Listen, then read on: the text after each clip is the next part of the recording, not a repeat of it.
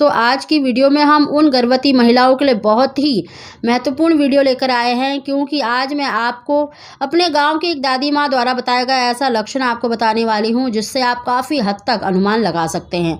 दोस्तों बड़े बुजुर्गों द्वारा बताए गए जो लक्षण होते हैं वो 100% सही नहीं होते हैं, परंतु आप 80 से 90% तक काफ़ी हद तक अनुमान लगा सकते हैं। और उनके बताए गए जो लक्षण होते हैं, जो अनुमान होते हैं, अधिकतर गर्भवती महिलाओं में बिल्कुल सही निकले हैं। दोस्तों उसकी जानकारी देने से पहले अगर अभी तक आपने मेरा चैनल सब्सक्राइब नहीं कर रखा है तो सब्सक्राइब जरूर कर लें, बगल में बेल आइकन को दबा दें जिससे मेरी आने वाली सभी लेटेस्ट वीडियो का नोटिफिकेशन सबसे पहले आप तक पहुंच सके।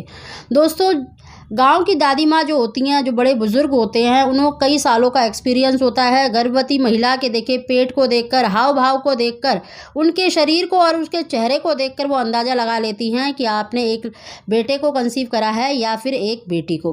दोस्तों और मेरी प्रेगनेंसी के टाइम पर ये लक्षण तो देखिए 100% सही थे। उन्होंने दोनों टाइम मुझे बताया था और दोनों ही टाइम ये लक्षण बिल्कुल सही निकला था।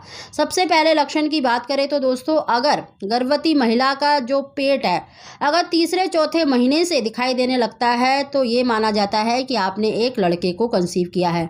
उनका मानना है कि जब घर में लड़का होता है तो उसके विकास के लिए अधिक कैलोरी की जरूरत पड़ती है, उसका वेट भी ज़्यादा होता है, जिस वजह से गर्भवती महिला का जो पेट है वो जल्दी दिखाई देने लगता है।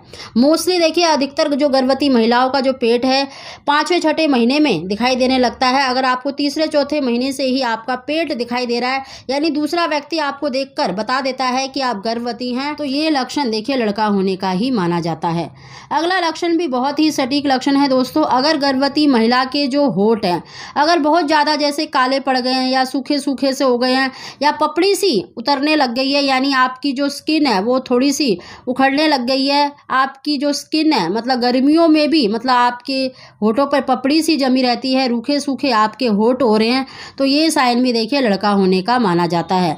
अगला लक्षण भी बहुत ही सटीक लक्षण बताया दोस्तों। अगर गर्भवती महिला की जो नाक है अगर थोड़ी सी आपको मोटी या फिर आपको थोड़ी सी छोटी दिखाई दे रही है, जो नाक के नथुने होते हैं वो अगर आपके थोड़े से फुले हुए दिखाई दे रहे हैं, और नाक के ऊपर अगर आपको जो छोटे छोटे बाल होते हैं या थोड़े से जो कील मुहासे से अगर वो दिखाई देने लग गए हैं, या आपकी जो नाक के ऊपर छोटे छोटे बाल हैं अनचाहे बाल अगर उनकी ग्रोथ बढ़ गई है या वो दिखाई देने लग गया है, तो ये लक्षण भी देखिए लड़का होने का माना जाता है।